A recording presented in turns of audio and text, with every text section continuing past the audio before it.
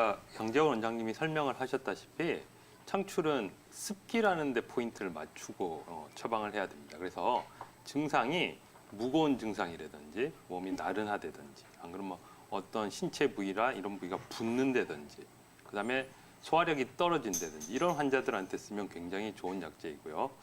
아까 그 소화가 잘 안 되는 처방 중에 평이산이라는 약이 있다고 했는데 거기 이제 주된 처방이 창출이거든요. 근데 우리가 술을 많이 마시고 그 다음 날 뭐 설사를 한다든지 몸이 굉장히 무겁고 나른한 이런 증상이 생겼을 때에도 창출이 굉장히 도움이 되는 그런 약제다 이렇게 볼 수가 있습니다. 그리고 아까 설명했듯이 관절이 어떤 붓는 증상, 소변이 시원치 않게 나온다든지 이런 증상이 있으면은 창출을 쓰는 것이 굉장히 도움이 된다 이렇게 볼 수가 있습니다. 네, 뭐 식욕 부진부터 소화 불량까지 다양한 증상이 도움이 된다라는 이야기 다시 한번 정리를 해봤는데요. 자, 그렇다면 조혜린 원장님, 이 창출을 복용할 때 꼭 기억해야 할 사항이 있다면 어떤 것들이 있을까요? 그러니까 창출과 비슷하게 백출이라는 것이 있는데요. 이제 대표적으로 창출과 백출이 상당히 비슷하다고 해서 오용을 하시는 분들이 좀 계시고요.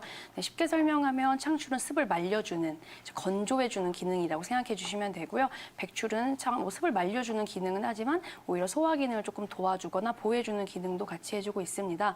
그렇기 때문에 창출과 백출, 저희가 쓸 때도 마찬가지지만 집에서 혹시 드시게 된다면 조금 주의하셔야 될 부분들이 있는데요. 백출이나 창출 같은 경우는 오히려 약간 먹었을 때는 오히려 식욕을 더 돌게 해주는 효과가 있습니다. 소화제로도 쓰기도 하지만 식욕이 조금 더 도는 기능도 있기 때문에 오히려 드실 때는 조금 주의하셔 드셔야 될 필요가 있고요. 근데 이 습이 많기 때문에 이제 습이 많아서 드시는 경우, 약간 드시는 경우에 문제가 되지 않지만 제가 습이 많은지 안 많은지 잘 모르고 드시는 경우도 많아요. 근데 그걸 떠나서 어느 정도 이제 기운이 있으시고 습이 있어서 좀 잘 견딜 수 있으신 분들은 괜찮지만 그러지 않은 경우엔 오히려 땀이 많이 나게 하고 어지럽고 진액을 마르게 하기 때문에 이거 같이 주의하셔서 드셔주시는 것이 좋을 것 같습니다. 네, 이러한 주의점들도 꼭 기억하시면 좋을 것 같은데요. 양재원 원장님, 마지막으로 우리 시청자분들이 꼭 기억해야 될 점 어떤 거를 기억하면 좋을까요?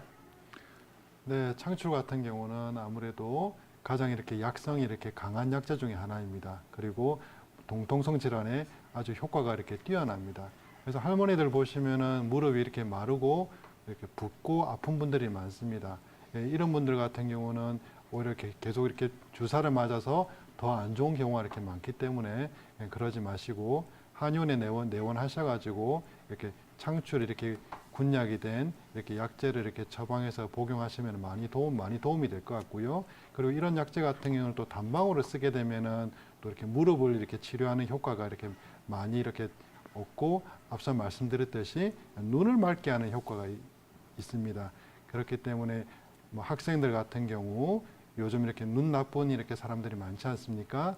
그래서 이렇게 눈이 이렇게 안 좋을 때도 이렇게 한의원 이렇게 내원하셔가지고 원장님이 이렇게 상담을 받으셔서 이렇게 눈 치료해 보는 것도 창출로 이렇게 눈을 치료해 보는 것도 많이 이렇게 도움이 될 것 같습니다.